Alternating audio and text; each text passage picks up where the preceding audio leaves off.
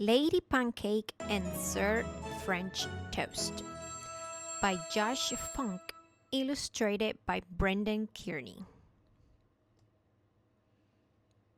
Deep in the fridge and behind the green peas, way past the tofu and left of the cheese, up in the corner and back by a roast, sat Lady Pancake beside Sir French Toast.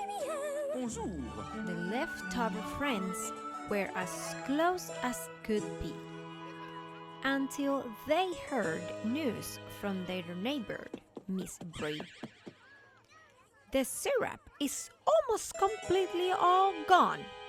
A single drop's left. Just a drop, she went on. Only enough for a single breakfast. The last drop is mine, Lady Pancake conversed. But French Toast replied, "No, if I get there first." Like that, he was off, and the race had begun, with Pancake behind, breaking into a run. Accepted, my crusty companion. Through broccoli forest, past orange juice fund, they climbed to the top of Potato Mash Mountain. Pushing and shoving, they fought for the lead. Toast behind Pancake, who rolled at high speed. She screeched to a stop at the edge of the shelf, clutching a grapevine to steady herself. Toast didn't notice and couldn't quite stop, plumbering down into a jam with a plop!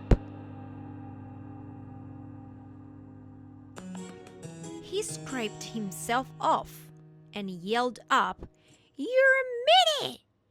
as Pancake rappelled down a rope of linguine.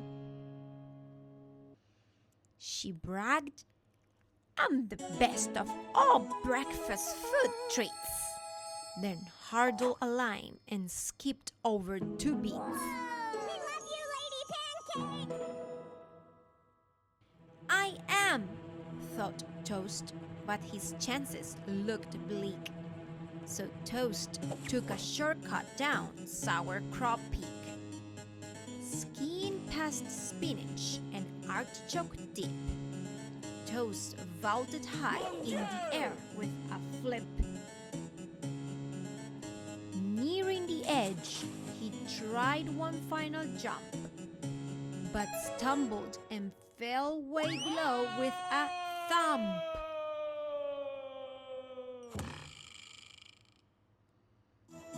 Pancake made use of her ciphering skills and sailed across oceans of soup causing spills. But Chili Lagoon slathered Pancake in muck, and then at a fork in the road she got stuck. "Don't go that way!" yelled a chickpea to warn her.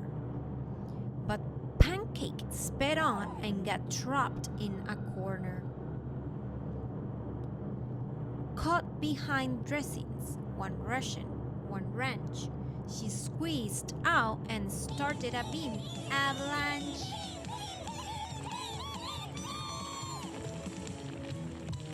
Toast remerged in the vegetables crisper, sneaking out swiftly, not making a whisper.